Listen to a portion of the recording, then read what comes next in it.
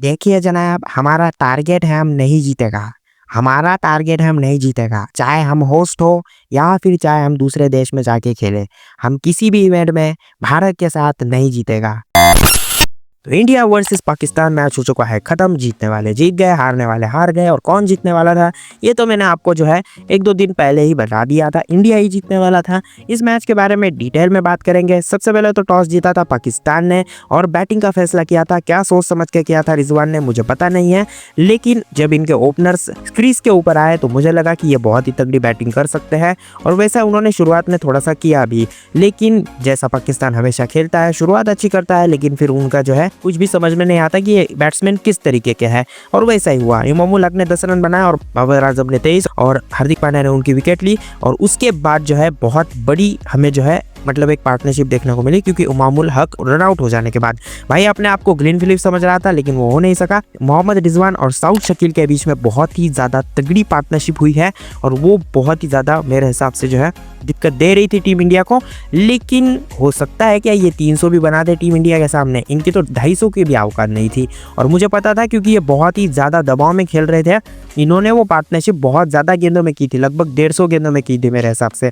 तो ऐसी पार्टनरशिप टिकती नहीं है, क्योंकि ये ना बीच बीच में जो है 1-2 चौके लगा रहे थे, लेकिन वो दम नहीं दिख रहा था कि हम बहुत देर तक खेलेंगे। और ये टिके भी नहीं। जैसे ही रिजवान आउट हुए वैसे ही साउथ शकील भी आउट हो गए और उसके बाद आगा सलमान ने भी 19 रन बनाए और दोनों के दोनों आउट हो गए। और दोनों को जो है मेरे हिसाब से एक को पटेल ने यानी कि रिजवान को अक्षर पटेल ने आउट किया और जो साउथ शकील है उनको हार्दिक पांड्या ने उनको आउट किया। साथ ही साथ फिर खुशदिल शाह ने थोड़े से 38 रन बनाए और बाकी कोई भी इस टीम द्वारा जो है 20 से आगे नहीं जा सका।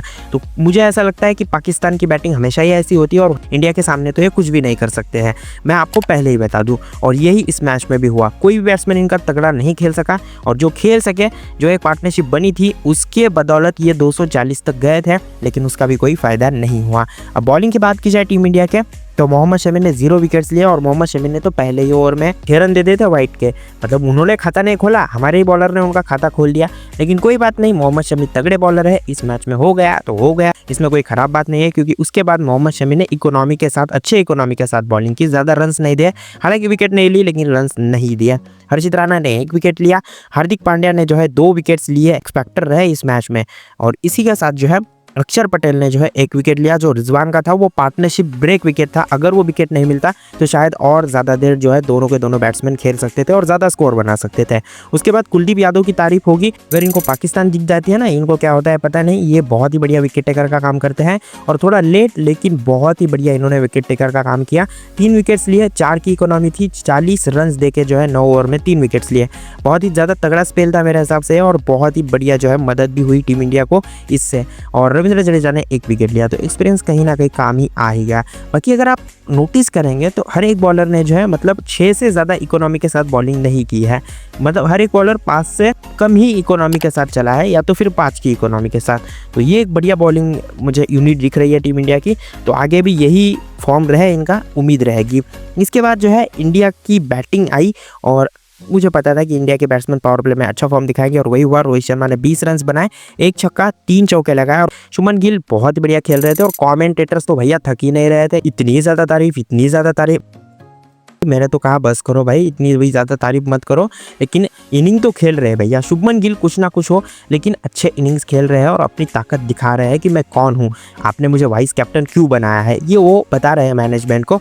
और इसी के साथ फिर विराट कोहली के बारे में तो क्या ही बात करें यार, बहुत ही ज़्यादा तगड़ा फॉर्म दिखाया। और जब पाकिस्तान दिखती है ना तो कुछ ना कुछ तो हो जाता है, चाहे कुलदीप यादव को हो या विराट कोहली को हो, ये फॉर्म दिखाते ही है, चाहे ये फॉर्म में हो या ना हो। 100 रन बनाए और ये तो मतलब बहुत ही ज़्यादा किस्मत से आया है। अगर हार्दिक पांड्या क्रिस के ओवर होते ना, अच्छा हुआ वो पहले आउट हो गए, अक्षर पटेल ने साथ दिया, उसकी वजह से शतक हुआ। वरना हार्दिक पांड्या अगर क्रिस के ऊपर होते ना, वो शतक ही नहीं होने देते।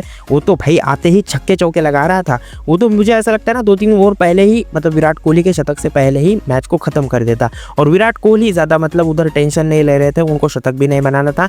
लेकिन फैंस और सभी के सभी जो है, हम भी घर बैठ के यही सोच रहे थे कि विराट कोहली शतक बनाएंगे।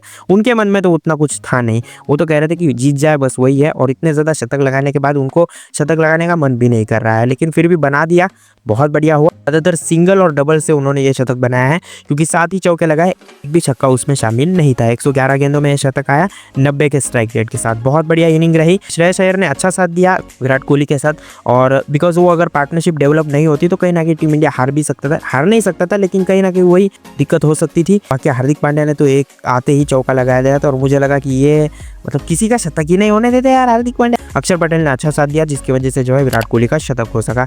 तो अगर आप कुल मिला के देखेंगे तो हमारे जो टॉप 4 खिलाड़ी है वही ज़्यादातर मैचेस फिनिश करने का मतलब हिम्मत रख रहे हैं, तो ये बहुत बढ़िया बात है। या तो अय्यर खेलते हैं, या तो गिल, विराट कोहली या रोहित शर्मा, इन चारों में से एक ही खेलता है और उनकी वजह से हम मैचेस जीत रहे हैं। फिनिशर का कोई काम यहाँ पे ज़्यादा हो नहीं रहा है। बाकी ये अच्छी बात है, इसी की वजह से हम जीत भी सकते हैं इस टूर्नामेंट को। तो ये था ये मैच। और पाकिस्तान के बॉलर्स की बात की जाए तो मुझे लगता है शाहीन शाह अफरीदी ने 2 विकेट्स लिया और इनकी मतलब उतनी भी बढ़िया इकोनॉमी नहीं रही, 9 की इकोनॉमी रही, रन्स बहुत ज़्यादा खा लिए इन्होंने। और बाकी नसीम शाह ने भी 0 विकेट्स और एक विकेट जो है अबरार अहमद और साथ ही साथ खुर्शीद शाह के नाम गया।